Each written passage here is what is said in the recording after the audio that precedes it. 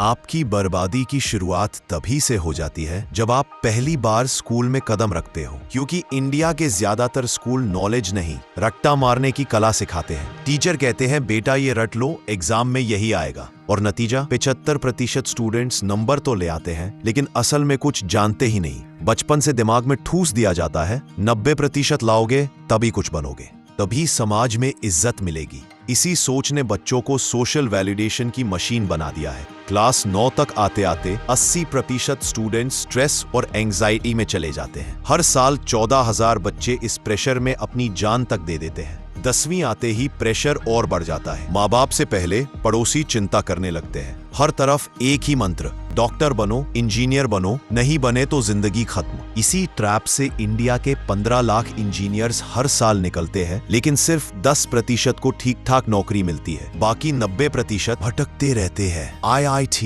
NEET, MBA, ये सब इतना ग्लोरीफाई कर दिया गया है कि असली टैलेंट, आर्टिस्ट, राइटर, पेंटर यूं ही कहीं दब जाते हैं। और ये प्रेशर सिर्फ बच्चों पे नहीं बल्कि माँ बाप पर भी रहता है। वह भी डरते हैं समाज से कि लोग क्या कहेंगे। रिश्तेदार पूछेंगे कितने नंबर आए। इसी पेरेंटल प्रेशर की वजह से 5 में से 4 बच्चे पूरे साल स्ट्रेस में रहते हैं। अब बात स्कूल की करते हैं, जहाँ ना प्रैक्टिकल नॉलेज सिखाई जाती है ना क्रिटिकल थिंकिंग, बस रट लो और पास हो जाओ का सिस्टम चलता है। और शिक्षा में भी काफी भेदभाव देखने को मिलता है। एक तरफ बच्चे पेड़ के नीचे बैठकर पढ़ रहे हैं, दूसरी तरफ AC क्लासरूम, स्मार्ट बोर्ड, पर सिस्टम ये कहता है कि शिक्षा सबका समान अधिकार है, लेकिन ये समानता केवल किताबों में रहती है। कई स्कूलों में किताबें एग्जाम आने पर मिलती है। सिलेबस इतना आउटडेटेड कि उससे कोई स्किल पैदा ही नहीं होती। इसीलिए इंडिया के सिर्फ 9% बच्चे ही क्रिटिकल थिंकिंग रखते हैं। उधर जापान, चाइना, अमेरिका बच्चों को leadership, ethics, team work, technology सिखाते हैं। हमारे यहाँ न्यूटन का लॉ याद करवाया जाता है, पर ये काम कहाँ करता है ये कोई नहीं बताता। AI दुनिया बदल रही है, लेकिन हमारे स्कूलों में AI का नाम तक नहीं। 12वीं तक पहुँचते पहुँचते बच्चों को एहसास होता है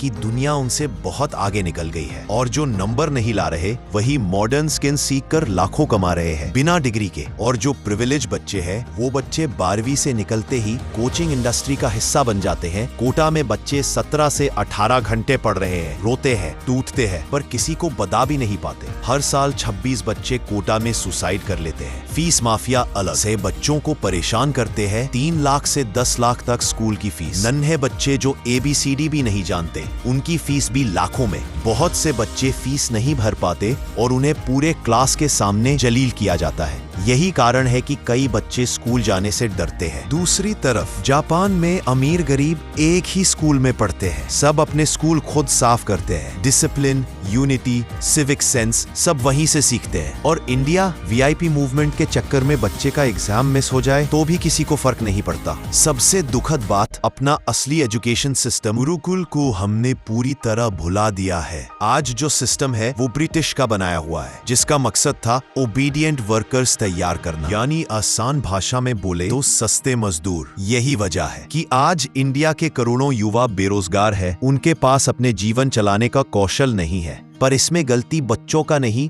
सिस्टम का है, और इस सिस्टम को बदलना असंभव नहीं। हम चाहे तो इसे आसानी से बदल सकते हैं, बस हमें कुछ चीज करनी होगी, जैसे बच्चों की मेंटल हेल्थ पर ध्यान, स्कूल इंफ्रास्ट्रक्चर ठीक करने की, आउटडेटेड सिलेबस बदलने की, स्किल बेस्ड एजुकेशन की, और सबसे जरूरी माँ बाप अपने बच्चों को सपोर्ट करें। समाज क्या कहेगा ये नहीं, बच्चा क्या चाहता है ये समझे। आई होप मेरी बात समझ आया होगा। धन्यवाद।